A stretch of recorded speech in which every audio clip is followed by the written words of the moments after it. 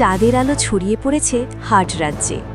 সবাই ধীরে ধীরে ঘুমের জগতে পাড়ি দিচ্ছে, কিন্তু একজন তরুণী যোদ্ধা তখন প্রস্তুত হচ্ছিল একটি গুরুত্বপূর্ণ মিশনের জন্য। সে ছিল দৃঢ়, সাহসী ও আত্মবিশ্বাসী। তার নাম রায়া।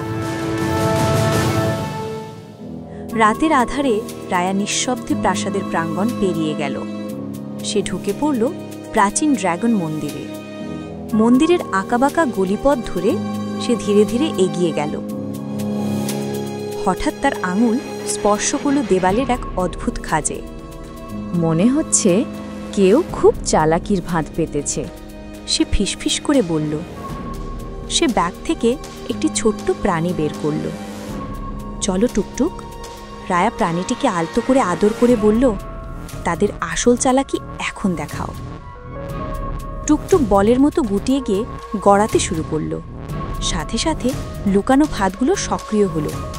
চারপাশ থেকে জালের ফাঁদ ছুটে এলো, কিন্তু টুকটুক নিচু হয়ে নিরাপদে সবগুলো এড়িয়ে গেল। রায়া হেসে পেছনে হামাগুড়ি দিয়ে এগিয়ে চলল। তারা একটি বৃত্তাকার দরজায় পৌঁছালো। রায়া জুতো খুলে ভেতরে ঢুকে গেল। টুকটুক বাইরে থেকেই সবকিছু লক্ষ্য করছিল।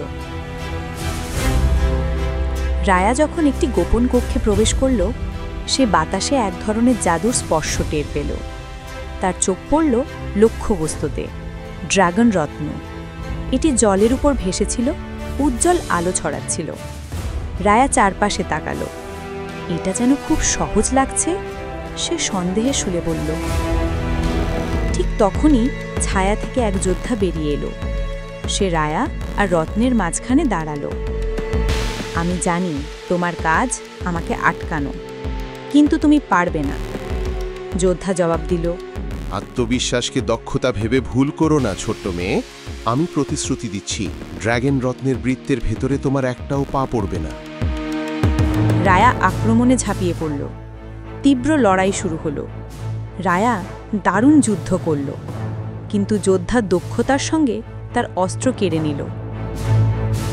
সে রায়ার দিকে তার খাপ দেওয়া তলোয়ারের অগ্রভাগ বাড়িয়ে বুপ করে রায়া নাকে ঠোকর দিল। মজার ছলে সে বলল, বলেছিলাম তো, একটাও পা না। যোদ্ধা মুখোশ খুলে ফেলল। সে আর কেউ নয়, রায়ার বাবা চিফ বেঞ্জা। যেমন বলেছিলাম, একটাও পা না, তিনি বললেন। রায়া হাসি দিয়ে বলল, সত্যি? নিচে তাকাও তো। দুজনেই তাকিয়ে দেখল রায়ার এক পায়ের আঙুল বৃত্তের ভেতরে রাখা। নিজেকে এত দোষ দিও না চিফ বেঞ্জা, রায়া দুষ্টুমি করে বলল। তুমি কিন্তু যথেষ্ট চেষ্টা করেছ। বেঞ্জা হেসে বললেন, আর আমার নাম বাবাই ডাকা উচিত তোমার। তিনি গর্বভরে মেয়ের হাত ধরে তাকে বৃত্তের মধ্যে টেনে তুললেন। দারুণ করেছ ডিউড্রপ, পরীক্ষায় পাশ করেছ। রায়া গভীর শ্বাস নিল। বাবা মেয়ে দুজনে একসাথে দাঁড়িয়ে পড়ল রত্নের সামনে। রত্নের সৌন্দর্য দেখে রায়ার চোখ বিস্ময়ে বড় হয়ে গেল। ওয়াও, সে নিঃশব্দে বলল। বেঞ্জা হাঁটু গেড়ে রত্নের সামনে বসে পড়লেন। রায়াও অনুসরণ করল। প্রজন্মের পর প্রজন্ম ধরে আমাদের পরিবার এই রত্নের রক্ষা করে এসেছে, আর এই রত্ন আমাদের সবাইকে রক্ষা করে। তিনি ঝলমলে জলে হাত ডুবিয়ে কয়েক ফোঁটা জল তুলে রায়ার মাথায় ঢাললেন। জলের ফোঁটাগুলো জ্বলে উঠল আর বাতাসে ভেসে রায়াকে ঘিরে নাচতে লাগল। হার্ট রাজ্যের রাজকন্যা, আমার মেয়ে রায়া, তুমি এখন ড্রাগন রত্নের রক্ষক। রায়া আর তার বাবা একে অপরের দিকে গর্বভরা চোখে তাকালো। তারা রত্নের দিকে ফিরে তার সৌন্দর্য উপভোগ করল। রায়া সেই মুহূর্তটিকে হৃদয়ে গেঁথে নিল, চিরকাল মনে রাখার জন্য। সে বাবার কাঁধে আলান দিল।